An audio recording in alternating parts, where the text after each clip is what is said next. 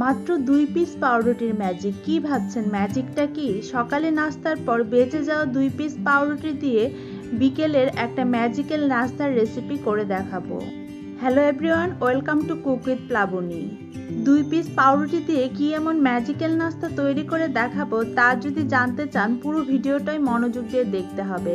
এখানে আমি নিয়েছি কুচি করে কাটা হাফ কাপ পেঁয়াজ, তারপর অ্যাড করে দিয়েছি প্রথমে হাফ টিস্পুন লবণ, হাফ টিস্পুন হলুদ গুঁড়া, হাফ টিস্পুন মরিচ গুঁড়া, হাফ টিস্পুন ধনে গুঁড়া, হাফ টিস্পুন জিরা গুঁড়া, সবশেষে অ্যাড করে দিলাম হাফ টিস্পুন চাট মশলা।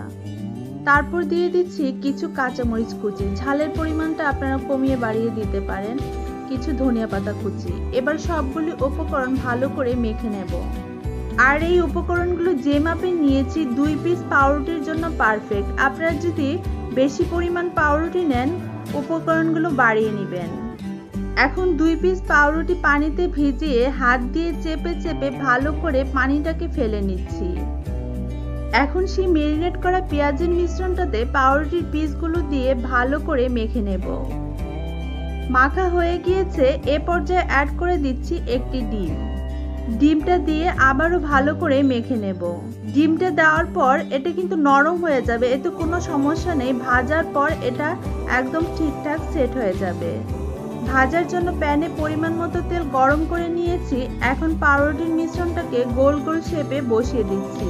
এখন হয়তো অনেকেই অনুমান করতে পেরেছেন আমি কি ম্যাজিক্যাল নাস্তা তৈরি করতে যাচ্ছি। 1 থেকে 1.5 মিনিট ভাজার পর আমি এই চপগুলোকে উল্টে দিচ্ছি। আবারও মিডিয়াম আঁচে 1 থেকে 1.5 মিনিট ভেজে চপগুলোকে তেল থেকে ছাঁকনিতে উঠিয়ে নিচ্ছি। এভাবে সেম প্রসেসে দ্বিতীয় ব্যাচের পাউরুটির চপগুলো আমি ভেজে নেব। আর চপগুলো ভাজার সময় আপনারা অবশ্যই চুলার আঁচটাকে মিডিয়ামে রাখবেন। চুলার আঁচ বাড়িয়ে দিলে উপর থেকে পুড়ে যাবে, ভিতরে কাঁচা রয়ে যাবে। মিডিয়াম আঁচে ভেজে নিলে সবগুলো চপের কালারও সুন্দর হবে এবং ভিতরেও ভালো করে কুক হবে। একইভাবে দ্বিতীয় ব্যাচের চপগুলো আমি ভেজে নিয়েছি।